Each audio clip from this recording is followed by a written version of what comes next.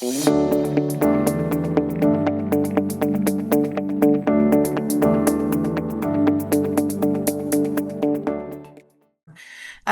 everyone, I just wanted to welcome you and thank you. I thought I turned off my notifications. Clearly, they're back on. Um, Thank you for joining us today for ISPA's webinar, which is navigating the new Quartz safeguard and what fabricators need to know. I'm Lori Weber, for those that don't know me, and I'm with the International Surface Fabricators Association, and I'll be moderating today's conversation. So as many of you know, a new federal safeguard affecting imported quartz surface products took effect on August the 15th. For fabricators, this isn't just policy or trade issue. It is very real implications for pricing, sourcing, customer conversation, and ultimately profitability. That's why we wanted to bring together experts who can help us move beyond simple understanding that a change has happened and start talking about what fabricators can actually do about it. Before we get started, just a couple of quick housekeeping notes. Our webinar will run approximately 1 hour. We may go over. We'll begin with a moderate discussion with our moderated discussion with our panelists, and then open things up for our audience questions if we have time. This will be recorded and reposted, along with contact information will be distributed to our attendees with information about our panelists. This webinar is intended to support our education efforts to fabrication shop community. ISPA has to read some things now, so I'm going to read our ISPA antitrust compliance statement. Yeah, now's not the time to echo. Okay, so the International Surface Fabricators Association strictly complies with all federal and state antitrust laws. All ISPA meetings and events are conducted for legitimate business purposes that advance the countertop and surfacing fabrication industry and serve our industry's collective interest. Discussions or actions that could be construed as anti-competitive are strictly prohibited. Pricing methods or discounts, terms or conditions of sale, boycotts or refusals to deal with any company or supplier, allocation of customers, markets, or territories, and any other topics that could restrain trade or reduce competition. Standards, certification, and training, where ISPA develops or discusses safety standards, certification, credentials, or training programs. Participation is open to all qualified industry participants. Eligibility and criteria are objective and based solely on the legitimate safety, quality, and professional considerations, and no standard, credential, or program will be used to exclude, disadvantage, or coordinate action against any competitor. Legislative and regulatory advocacy. ISPA's advocacy for legislation or regulation, including occupational safety measures and any licensing of fabrication shops, is the lawful petitioning of government conducted openly and on public record, and is directed at public authorities rather than at private agreement amongst competitors. If any discussion begins to move into a prohibited area, all participants are required to immediately stop or call attention to the concern. ISPA encourages open, honest, and lawful collaboration to improve safety, education, standards, and professionalism within the countertop and surfacing industry. Welcome to lobbying, guys. That's what we do.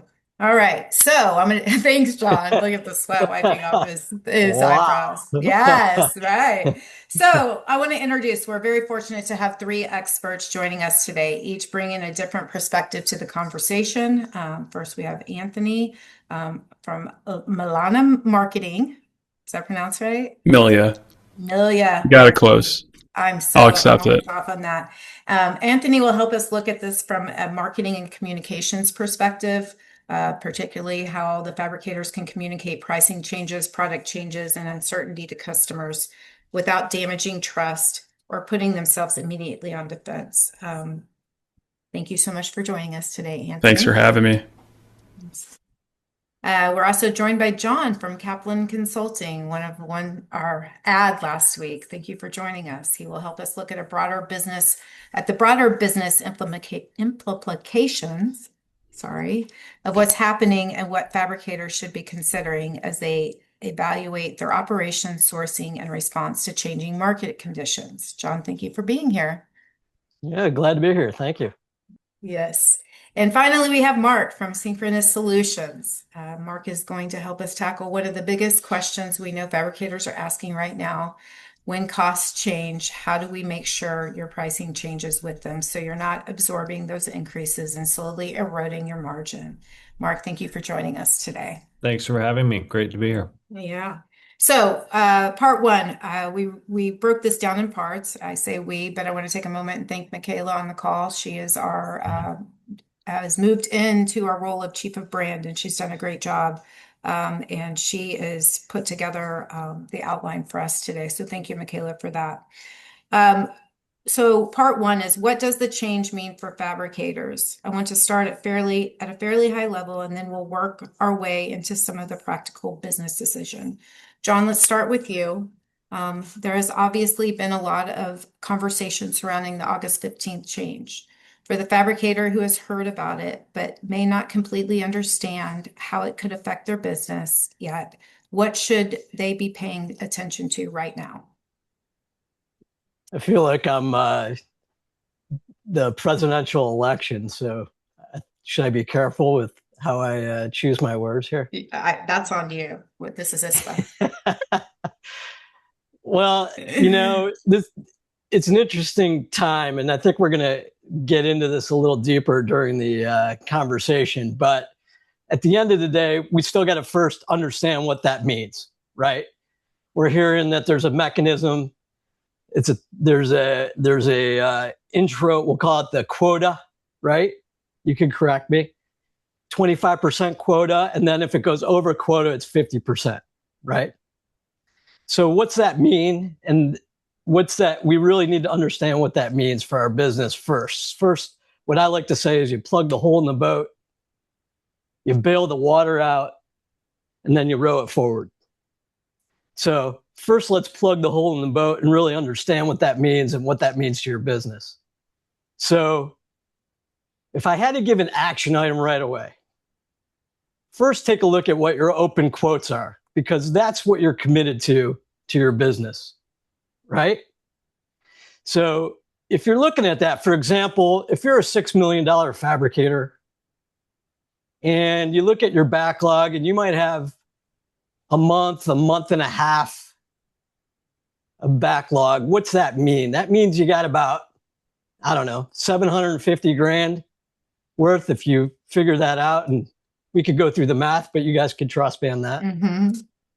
So you got 750 grand, and the average cost of a project is about 30% of that on the material cost. So then you got to look at, and you peel that back and you say, okay, how much of that is affected by the Quartz tariff?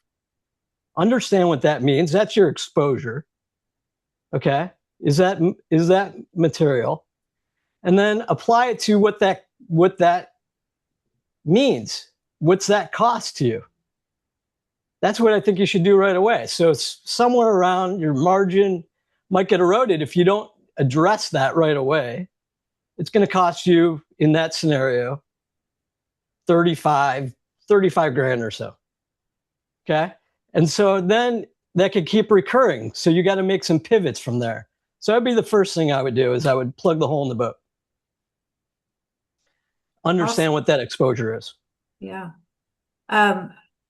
And so until they plug that hole in the boat, they get to that point, that's the first action. What should they be preparing for in the future? What does that look like, right? So should they be looking more closely at diversifying their product mix or sourcing strategy? Is there anything that they should be avoiding as a knee-jerk reaction to these changes? I mean, I've heard there's a lot of fear, right? Naturally. Yeah. A lot of conversations happening around a lot of different topics in our industry. And so, is there anything that they should be avoiding, just based on what you've learned about you've heard? Yeah. So I think with the reason we connected and you reached out to me, and I'm kind of the last minute fill-in. So social media works, guys. This is what I'll tell you. Social media works, and Anthony will talk more about that, I'm sure. But so I wrote an article, and I was thinking about it. I wake up in the middle of the night like any entrepreneur, and I have some ideas, and I'm like, I remember back, I got in the stone business in 2002, grew my shop, went through, there's not a time that I can't remember that I didn't get kicked in the jimmies. And so when I look at this and I say, man, okay, this is just another roadblock that has just been put in front of us. And what's the pivot? And so everybody's first you got to absorb the shock. Mm-hmm. And so you absorb the shock, you take a deep breath, you go to the restroom, you puke, and then you come back and you get back in the game. So you go back and you say, well, you know, is this really a permanent thing? Is the countertop industry going to go away? And we all know that it's not. And we could go through tariff issues, or it could be a competitor or the low price competitor coming in the market saying, how the heck can they get that job done? Those are all barriers that you're going to run against.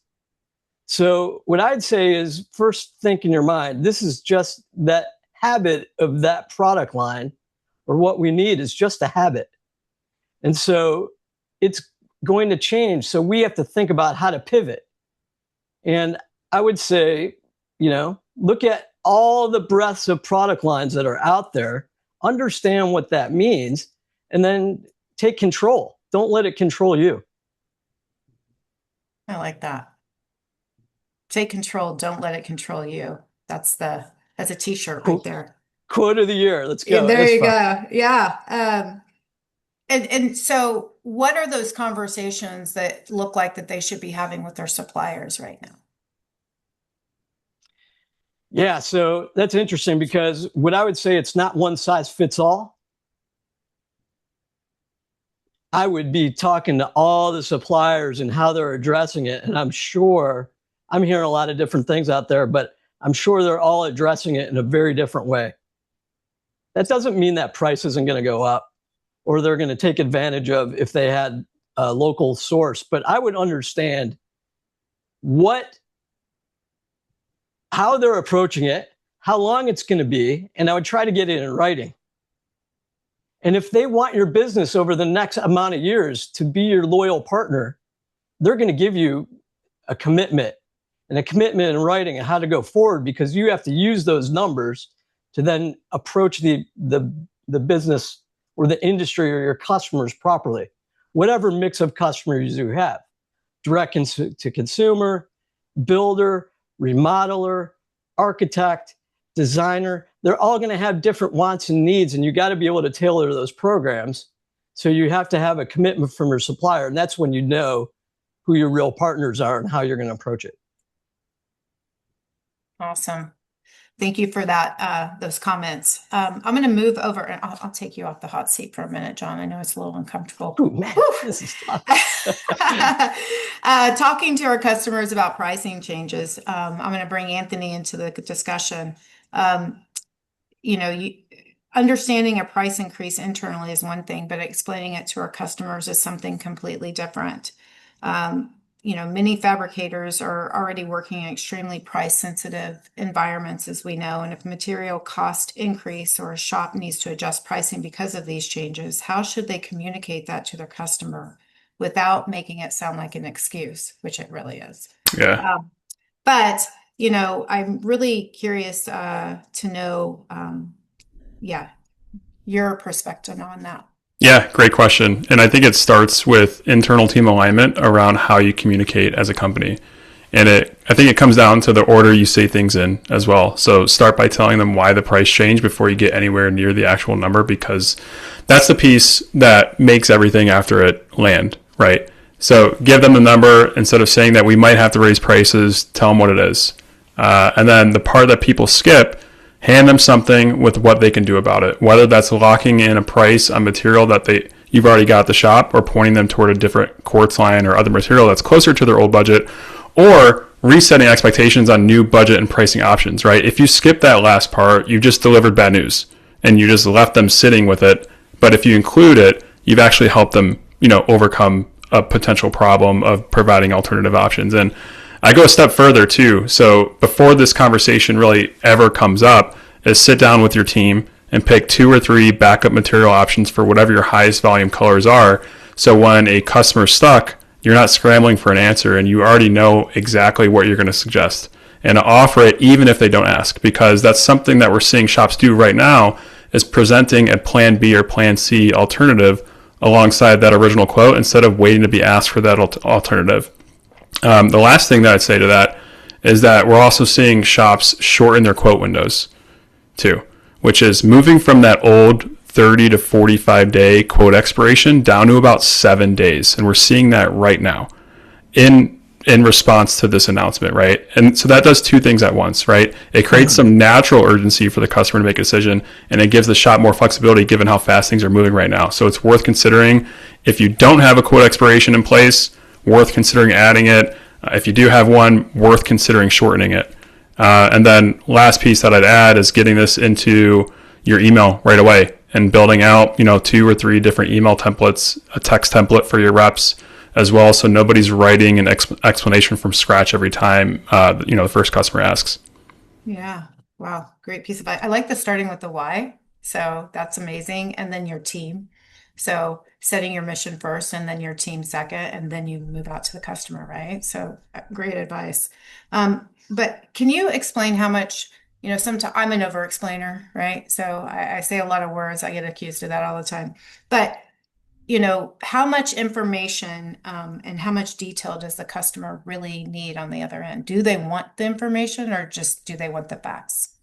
I think I'll go back to the initial comment about internal team alignment and communication consistency. So what I think actually matters is keeping the live conversation short with 1 or 2 sentences on the cause and what it means for their project, but then backing it up with the depth somewhere that they can go dig into if they want it. Whether that's a page on their website, on your website, your shop's website, a 1-pager that you hand them, something that goes further than what you're saying out loud in the moment. That way you're not lecturing every customer with information most of them don't want, but you're also not leaving them, anything. You're not leaving anything out for the ones who do actually want to understand it. It's less about how much you say, but how you package it all together and giving them the resources if they do want to read more.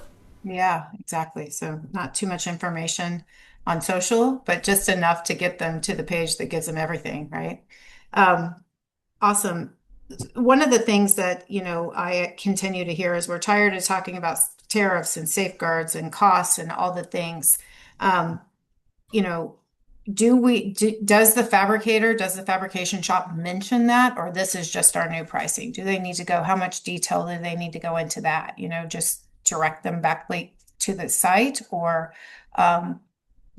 this is just the cost of doing business? I'm in favor of saying it by name, at least in this moment with how recent it is. So calling it as what it is, right? Federal safeguard and imported quartz, something real. You can point to it. It's not vague. It's not made up. And it's not the years old saying of market conditions or supply chain issues. It's a real thing, right? And you have somewhere to point it to them, and they can read more into it. So specific language is what makes people believe you, and vague language is what makes them a little bit suspicious. So what language do they avoid? Is there anything in particular they should avoid? That's a great question too. So we've been navigating what verbiage to use, and from who have I talked to, I think there's definitely discussion around what verbiage to use rather than what to avoid. So, and what I mean by that is, do we add a tariff surcharge line item? And that's actually a real debate right now. So some shops still want to put it on the invoice, and I totally get that instinct, but does that sound like a marketing ploy then? Or is there a different way to phrase it as a descriptor on the invoice where, again, it outlines it a little bit more? If they want to read what that actually means, they can click through and you guys can talk about it on your shop's website explaining what it means. I'm also in favor of, imagine a page on your shop's website and you have shop owner or someone explaining and talking through it verbally. Now, if your shop's being compared from quote to quote, like you have not only a landing page, but a video, a 1-pager, sales and marketing collateral that backs all this line item or this descriptive text up, that makes you stand out as a shop. Mm-hmm. Yeah, great. Um, and when they're communicating, is there a different message to a homeowner versus a designer or a builder? Um, or does that create more confusion for the team and just the issue at hand? I think I'm more in favor of the internal team alignment and the consistency around how things are being communicated. So, kind of taking the word sorry out of the sentence entirely and replacing it with the fact. So instead of the "I'm sorry, but the price went out," went up. Try something like, "Here's what changed, and here's the new number. Here's why." Same information either way, but it's just how it's communicated, and Awesome. it comes across way differently and more professionally. Okay. Um, there's an optional, I'm going to put a scenario out to you because I actually like scenarios. So a contractor calls a fabrication shop and says, your quote is 8% higher than what it was last time we worked together. Why? What's the answer? I'd be curious to know if Mark or Jon also have run into this, but also any shop member that's attending the call for the Q&A section. But from my end, I'd say something like that. There's a federal safeguard on imported quartz that took effect back in August. It's hitting the whole industry. It's not just us. That's where your 8% is coming from. If it helped, I can also show you a couple alternatives that would land closer to your old number. So you're kind of stating the cause first, then the new number, and then somewhere for them to actually go from there. Not dancing around or around it or over apologizing either. It's just stating it as what it is. Yes, I love that. Thank you so much. Now you're off the hot seat for a moment. We're gonna move to Mark. You ready, Mark? Uh, we're gonna talk about the margin, right? Mark brings, he's from the pricing side of it. One of the dangers in a situation like this is that a fabricator sees their cost increase but hesitates to adjust their pricing because they're afraid of losing work. From your perspective, what happens when businesses try to absorb increases like this instead of passing them through appropriately? Sure. Well, first off, profit gets squeezed. That's the blunt and simple of it. If there's no reaction, your profit gets squeezed. But first, challenge this hidden assumption that the job was priced correctly before the increase. Um, there's a major amount of opportunity typically in looking at, am I pricing correctly? Do I have a good system for that? Is there a structure that works for there? So that's important to consider. Now, what I want to encourage folks not to do is defaulting to, well, the material went up 20%, so selling price goes up 20%. And that would be a grave mistake because, as you said, it'd actually be more an 8% selling price increase. So understand what changed in the job economics and recalculate that. So in a simple sense, you've got your selling price that you're quoting to the customer, and you want to subtract out the material cost that's affected here. Uh, and if you look at all your material as your truly variable costs, so the costs that are going to vary depending on how much someone buys or whether they buy or not, that gives you your selling price minus your truly variable cost gives you what we call throughput. And throughput is essentially what is left over after you take out the material cost. And that is the number that's going to be squeezed here from a variable cost, a material cost, and this is a tax the on the material. So it's going to squeeze that throughput. So the main thing is to protect the dollars here before you focus too heavily on protecting the percentage. Sometimes the percentage can get people a little off. So if right now your selling price for a particular product is $5,000, let's say your material associated with this is $2,000, then your throughput, your selling price minus material is $3,000 of throughput. If if there's no price change, then your material cost has gone up 20%, so you're now at 2,400. So that $5,000 sales price hits your throughput and it comes down to $2,600, and you eat that difference. So in order to plug the plug the hole, right? Not eat that cost. there is an adjustment to restore your T dollars, which is your price goes up by that $400 difference. And so you would price it and requote it at $5,400. Your material is then $2,400, and the throughput, the value add to you, the business, would then be at $3,000, which keeps you apples and apples where you are now. So and that's where that 8% pricing increase, where that would come from and why you would do that. That was really good. That was a lot of information. I'm sitting here, Little I'm bit like, of okay, math live. We'll run with it. digesting all of this at the same time, right? So, yeah. So let me ask you, so my competitors aren't raising their prices, so I can't raise mine either. That's something that, as I'm out in fabrication shops all over the place now, I continue to hear like, how is this person? They're not raising their prices. What is that response? Well, that gets back to that underlying assumption Mhm. of, are you pricing correctly to begin with? Do you have a good structure and system for that? Bottom line is your competitors' economics are not yours. Whether it's inventory, sourcing, capacity, profitability, the decisions that you're making, that offers company to company to company. So you got to know your economics. You got to make sure your business and your profits are protected. And there's a lot of things you can do, and that would be a pitch back to Anthony as far as how do you bring more value in the eyes and how do you stand out from your competition. Competitor pricing matters because your customers have alternatives, but it is an input on your marketing strategy on that front, not so much your costing system. Great. And so at what point does winning, oh, sorry. Can I jump Yeah, in there? please do. Please do. Yeah, so I'm going to turn the tables a little bit and have you guys think about this is an opportunity, not a problem. Okay. Mhm. This is actually an opportunity for you to get back in front of your customer. And so if you take it like that, and then you're looking at your 8% pushback, you have to take a look and have your company take a look in the mirror and what you're selling.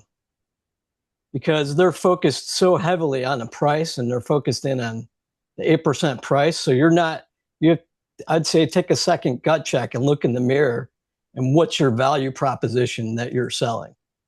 Because you probably haven't done a good enough job of creating value. And there's a lot of other things you do than just source material and putting a countertop in. Putting a countertop in is hard work.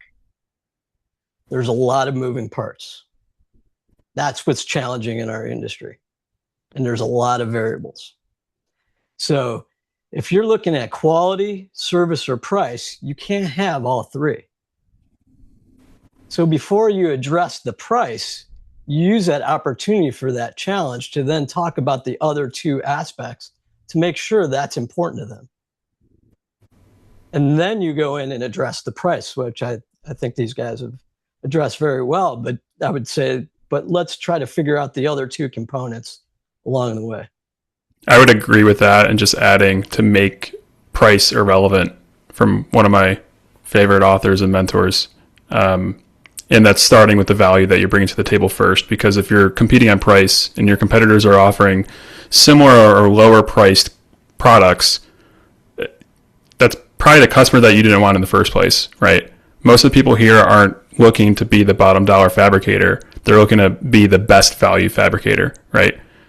And frankly, it's interesting to this point. It's interesting to me. Sorry to cut you off. Yeah, go ahead.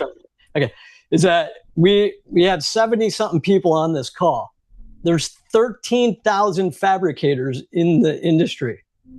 So you guys that are on this call are the leaders that are way ahead of everybody else. You should be able to sell on that value and the knowledge that you're gaining here and bring that to the customer and be confident with that.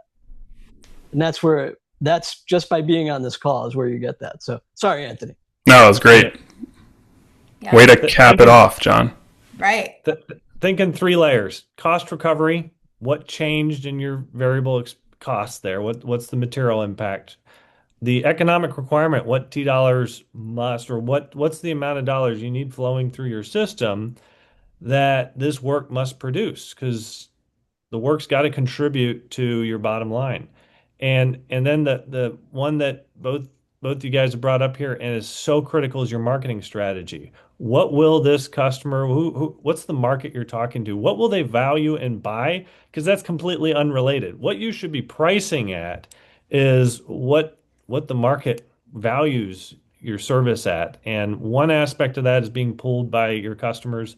The other aspect of that is being pulled by how you're educating them, who you're targeting, and what you're playing into. So definitely that's a handoff to Anthony for sure, because the more you can position yourself as unique and what you deliver, whether it's your reliability, whether you can just make that connection on the sales side, that's going to have a much bigger impact. But assuming you're doing everything the same and don't take anything, that is where that cost recovery, plug the boat, get the water out. That's where that comes into play. So well said. Thank you, Jon, for putting that in there. I got analogies. I got a million of them. Yeah, great feedback. This is a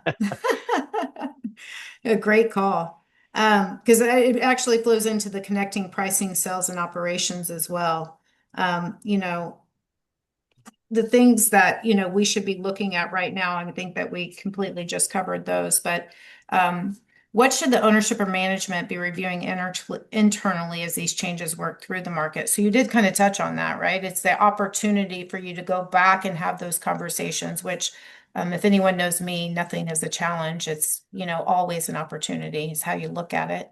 And so what are the other things that they should be looking at as these change, outside of just the increase in their material? I could pick up on that.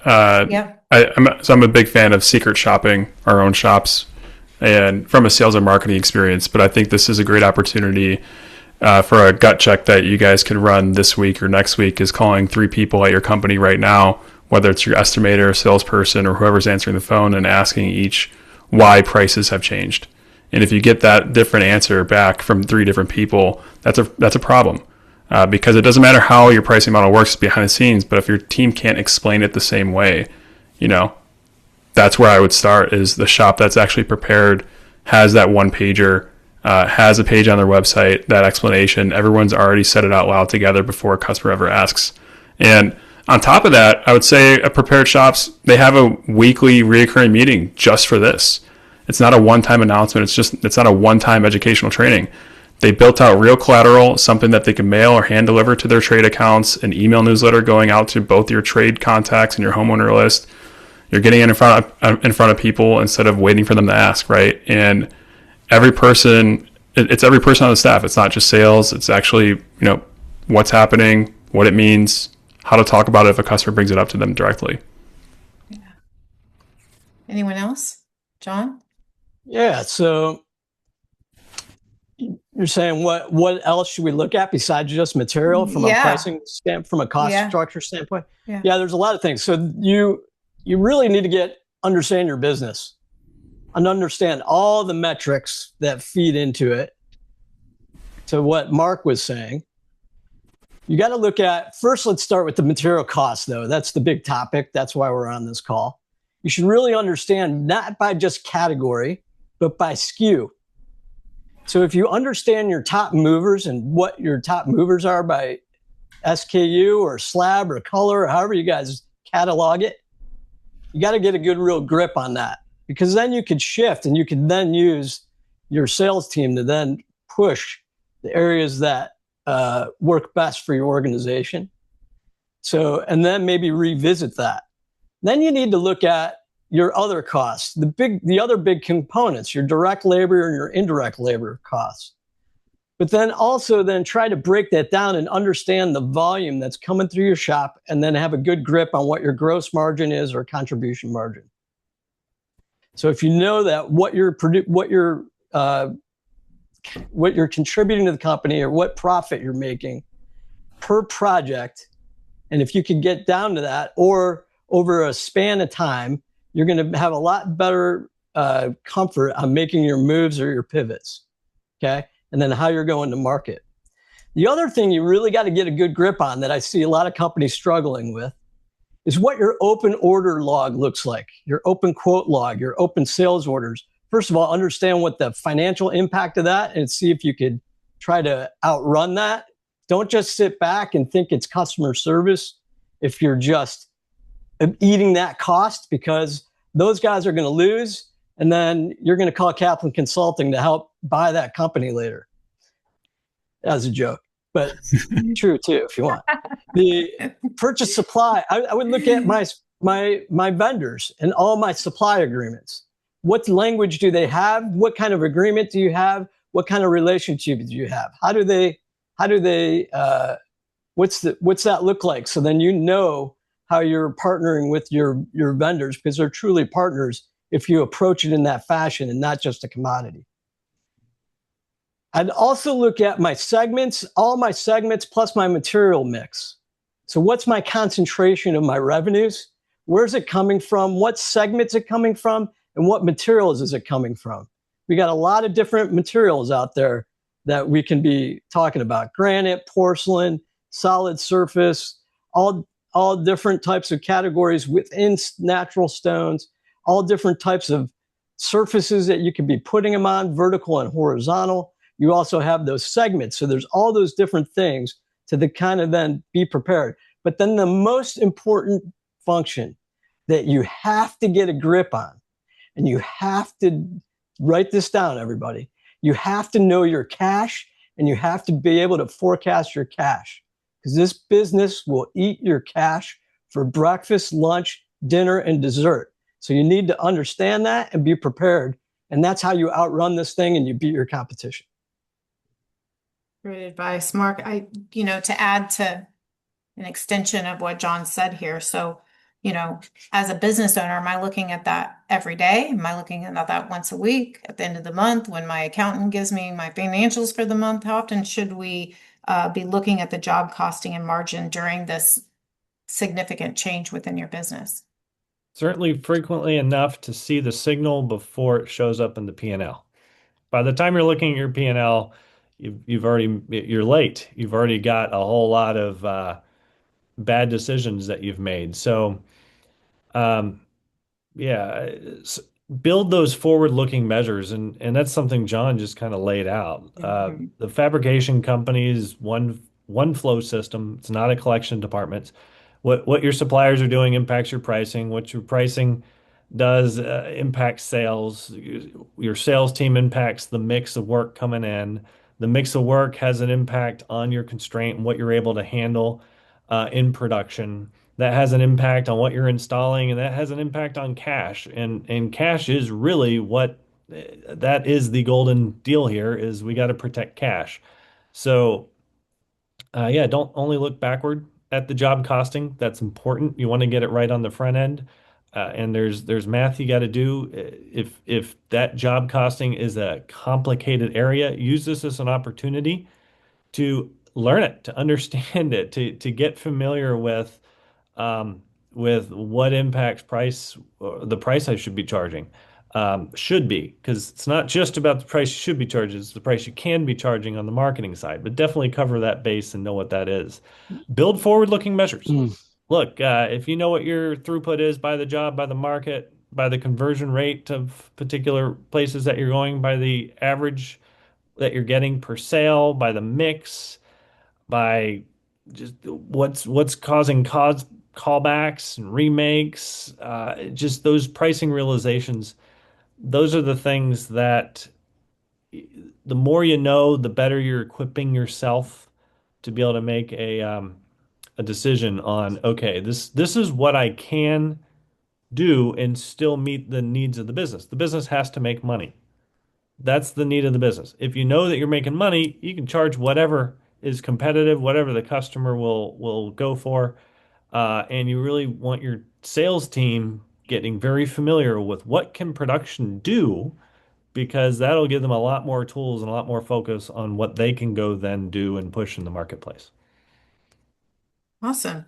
So what I hear from Jon is first off, the first thing you need to do is you need to be able to forecast your cash and know what your cash is, right? We just heard from Mark that the job costing is probably the number one thing they should be looking at. If I'm wrong, just tell me. This is my takeaway from this. And They Anthony need to saw learn their economics. I did economics. say Very job good. costing, but it's really the economics of Economics. how does their business make money? You want to know that, and you want to break it down by how does each job contribute to the effort of making money. Awesome. And then from Anthony, I heard you say the first thing that you need to do is that you need to get you need to understand the why and get your team aligned. Those are almost like kind of hand in hand.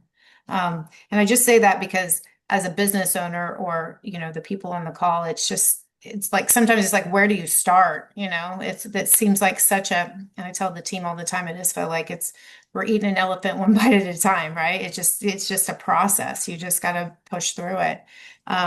So is there any other thing, that should be a priority when they walk away from this call, actions that they should take immediately to start this process? Beyond what I just suggested, based on what I heard you guys say? Sure. So you're saying, what should you do? Are you saying, what should you do right away? Yeah. What do you do when you get back? There's so much stuff, right? How do you streamline it and make it where it doesn't feel like it's so big, right? I'd say one tangible thing you can do today, tomorrow morning, whenever it makes sense, depending on where you're at in this country, is you can pick one of your Quartz jobs that's impacted here that you sold recently and recalculate. Go through the estimating process on this. Take the selling price, subtract your truly variable costs. That is what the T dollars is that job is producing. And insert today's material costs and see what changed. See how much of a bite you're taking out of that, and that'll point to the figure Anthony said, which is bring down your how long these are valid for, because things are changing, and you're either going to eat that cost or you're going to adjust on the fly. And then before changing your entire price book, understand that one real job.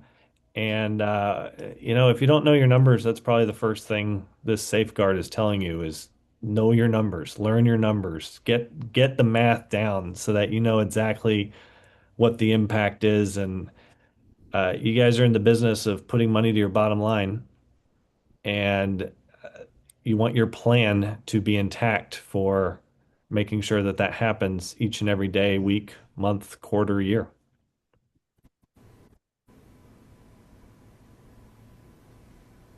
All right, your sound's not working, Laurie.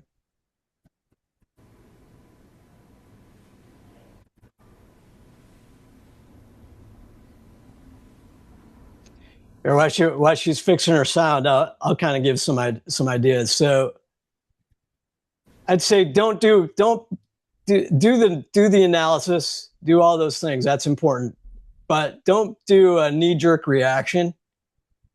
I'd say take a deep breath, but let's gather some more information, but use this as an opportunity to talk to your customers. So this opened up the door because they're hearing about it. There's so much information out there. If you're a builder, if you're a designer, if you're a remodeler, these things are happening out there. Everybody watches the news. They all hear about these things. So this is a great way to then get in front of your customer. So what I would be doing is I'd say, call your 3 best customers. I'd call them and I'd say, hey,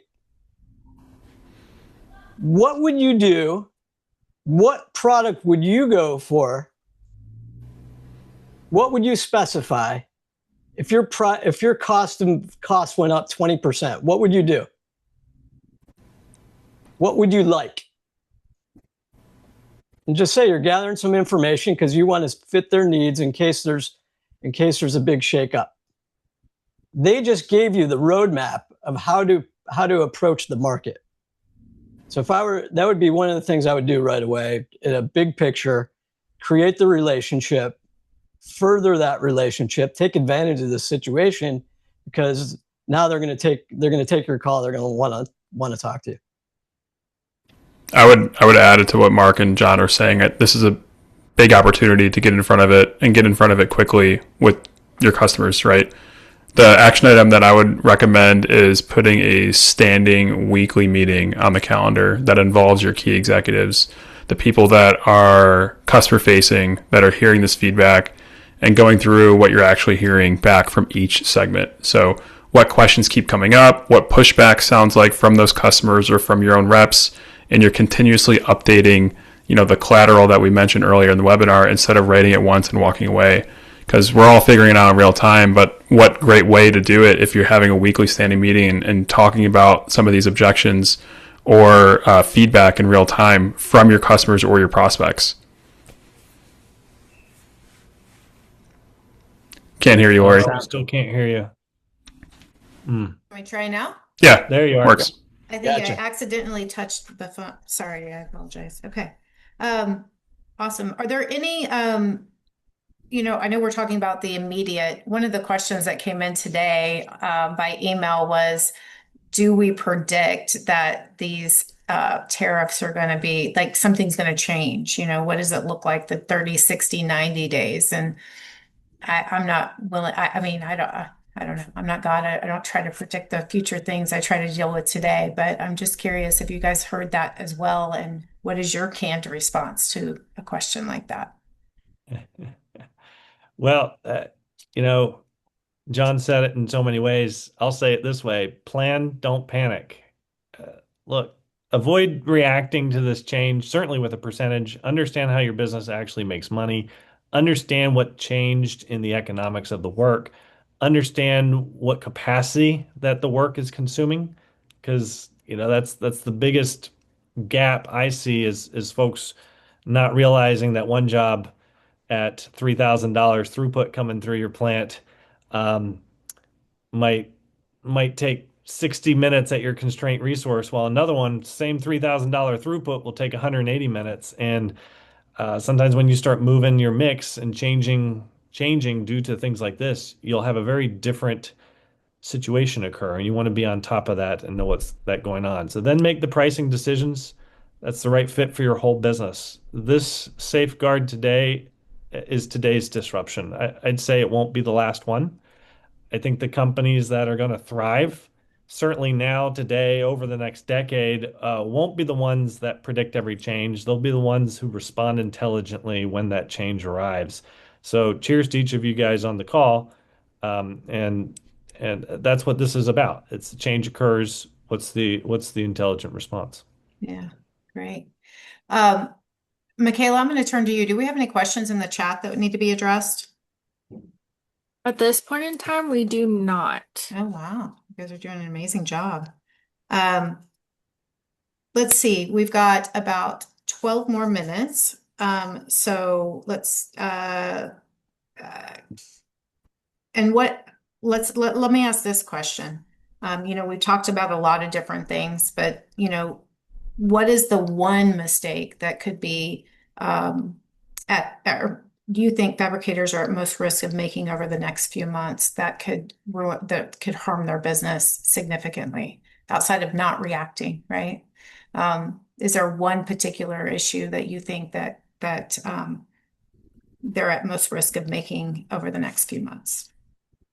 I'd say every week that you wait is a week that somebody else gets to that customer first, or the customer hears about it secondhand and starts wondering what else you haven't told them, or maybe they're questioning, their relationship with you too, if a fabricator tries to get that relationship. So just, staying on top of it week by week would be my recommendation, but, the mistake would be not having those weekly check-ins. Yeah. Jon, Mark, anything to add to that? Yeah, I think, we covered a lot of ground. Yeah. So just to reiterate some of the same things is just digging in, burying your head in the sand and not making a move or not being proactive. But that would be whether this safeguard provision was out there or not. That would be my advice all the time. I don't think that changes that. But that I would do that. I would also, some of the biggest mistakes I see is not really knowing your numbers. So if you don't have a good grip on what those mean, I would really I'd use this as a wake-up call to do that.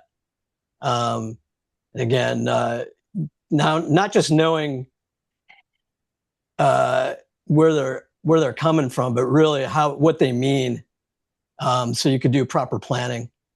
That would be the big mistake if you don't do that. Thank you. Mark? Yeah, yeah, I'd say it's like you hear in airplanes, right? Put your mask on first. This is Mhm. not we saw in recent history with the with material costs going up, whether it was with tariffs or with COVID. The folks that did the best through that and out of that were the folks that responded quickly and covered they did not, they passed their costs along. We'll put it that way. The folks that ate the costs, they struggled. Their cash got hit hard and they found themselves in something that was very difficult to pull out of. So I would encourage absolutely do take action. Just don't overreact. Don't treat this as a universal percentage adjustment. 20% does not equal 20%. Be careful about the percentage approach. Look at what are the real dollars. What are the real dollars it's hitting you on? Cover those real dollars and yeah, leverage the opportunity to know your math. Yeah. Um, we We got do have, another T-shirt, Lori. 20% is not yeah, 20%. 20% is not 20%. All for fundraising, by the way. So donations request. Good job, Uh, Mark. That's a cool one. I like that. we did get a question about past projects. As a mill worker bidding work, I have priced projects months prior. When we win a project, we price, from months ago. Is that the same conversation, Anthony, that we talked about at the beginning of the call? The conversation around not sorry, but here's what it is. I And think I think John commented on it earlier in the Mhm. webinar too. Is calling and looking at all your open quotes Yeah, ASAP, and having yeah, that conversation. It's a yeah, great way to touch base with them and getting it right in front of them. So, John yeah, or Mark, if you want to add anything to that. yeah, that'd be Uh, great. Yeah, I think you got a couple different things going on within there that you got to be careful about. So it depends on your contracts and who you're working with. So if you're doing a commercial contract on a commercial job, that's a very different contract than if you're doing a residential job or even a residential home builder, what have you, where you're might not be as stuck in the price as you are. But if you're doing a commercial job, you better look at the language within your commercial contract, and you could put variables in there where you can pivot, but you better put it in that four corners of the document, um, and not just use Chat GPT. By the way, that would be something I would caution against. But look in those four corners of the document on your commercial jobs and put those disclaimers in there of things you can't control, such as governmental shutdowns at the port, governmental issues, lockdowns, interest rate changes, things of that sort that you can't control, so you can readjust. And so that would be something else that I would take a look at real strong, Yeah. especially if you're in the commercial world. So contracts are important.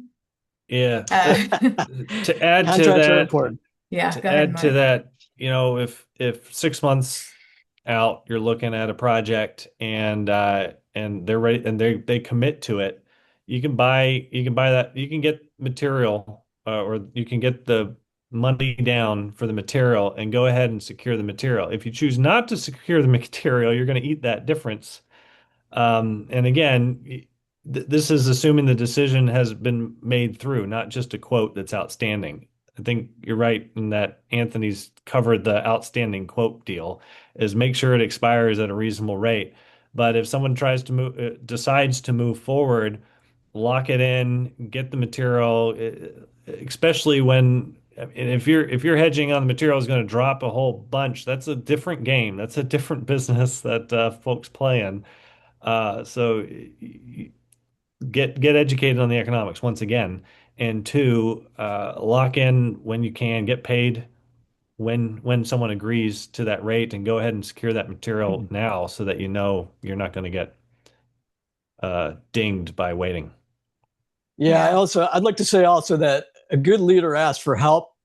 So if you need help in those situations, you could look at their vendors. They might be able to help you. Actually, that customer might be able to help you, even if they have the gun to your head.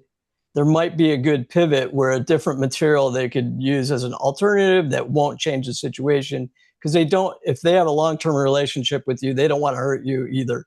So I would say don't be afraid to have those conversations on both sides of the coin, which I'd say the customer as well as your vendor partners.